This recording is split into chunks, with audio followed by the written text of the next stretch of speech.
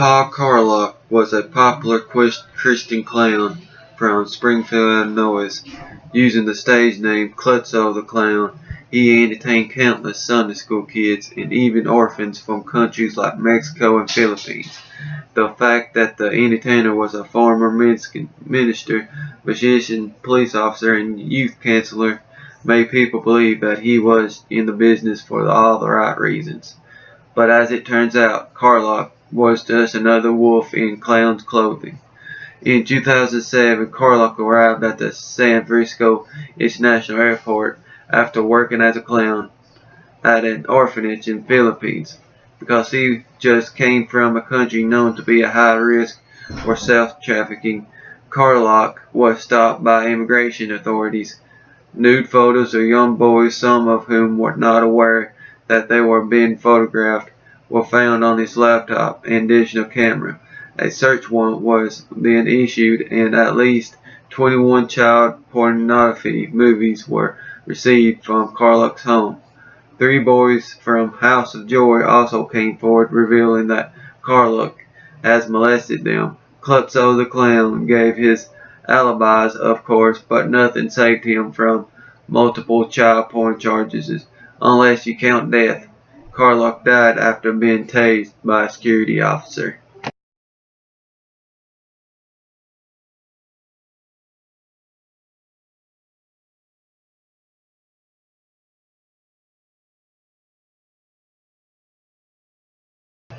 In May 1990, Marilyn Warren opened the door of her Wilton residence to receive an unexpected visitor, a clown holding a bouquet of flowers and 2 silver balloons. But before she could even say thank you, Marlene was shot and killed with a .38 caliber revolver. Potential investigations came up with 2 possible suspects. Michael Warren, the dead woman's husband, and the 27-year-old Sheila Keene, who was rumored to be romantically involved with the former. Both denied the allegation. Sheila claimed that she and Michael were just business partners.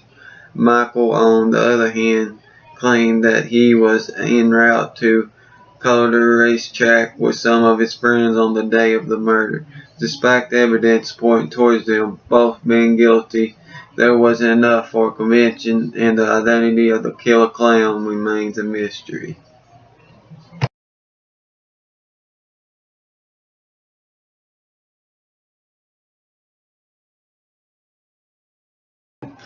From the 80s to the early 90s, child abductors dressed up as clowns terrorized a number of towns in the U.S. One notable incident happened in May 1981 when police officers from Brookline, Massachusetts released a bulletin regarding a mystery van lurking near the local elementary school. A clown or group of clowns hiding inside the vehicle alleges used candies to lure young victims towards the van.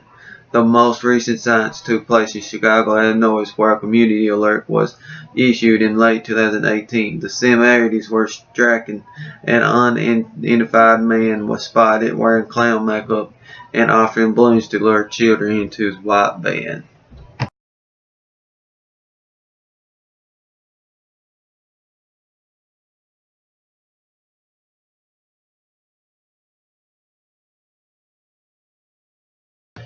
In September 2004, Eric and his wife, Cherise, was driving into the mobile home court in Kamiuchi, Iowa.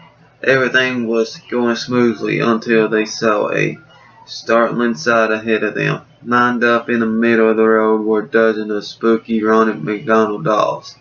The incident happened at approximately 12:30 a.m. Yet a volunteer firefighter in the area claimed that he drove in the same road 2 hours earlier and saw nothing unusual. Eric's wife suspected that it was a sham used by assailants to lure women out of their cars. Strangely, all of the clown dogs disappeared without trace the following morning.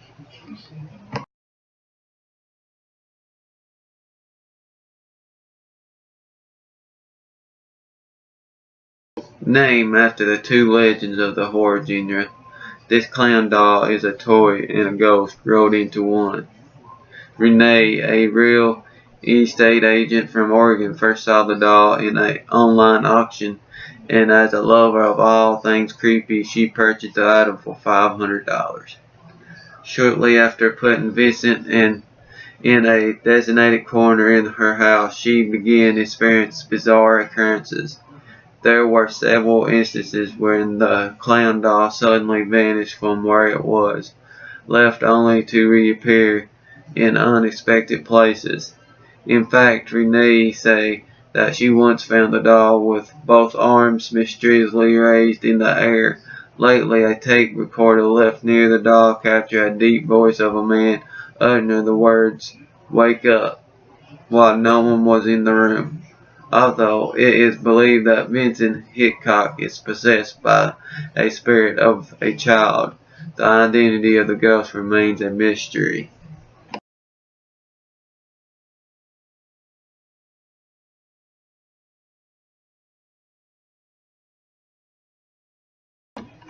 The clown statue is a creepy story first popularized by chain emails several years ago.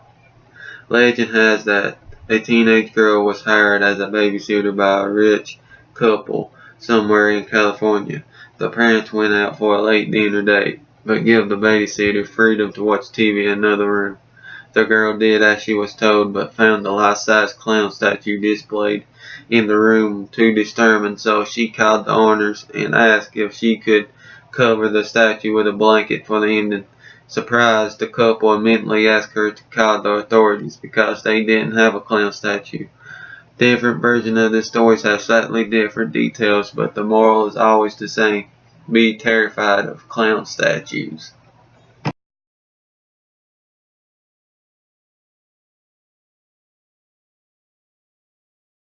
The harlequin is often described as a dangerous creature with wide open, dark eyes, long limbs, and a extremely white complexion. In most cases, they only appear to children as young as 5 or 6 years old, and according to author Brad Stinger, they are real.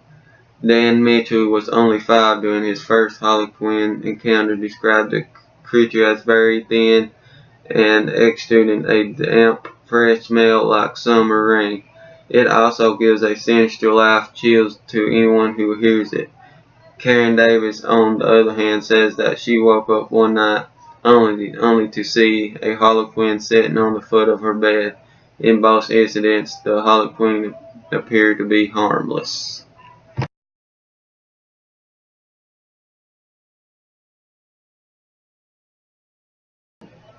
We all know John Wayne Gacy as the guy who gave party clowns a bad name.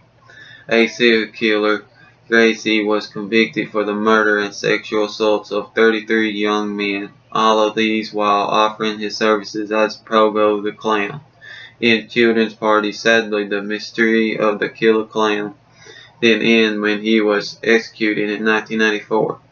Private Detective Bill Brush believes Gacy's victims didn't stop at number 33.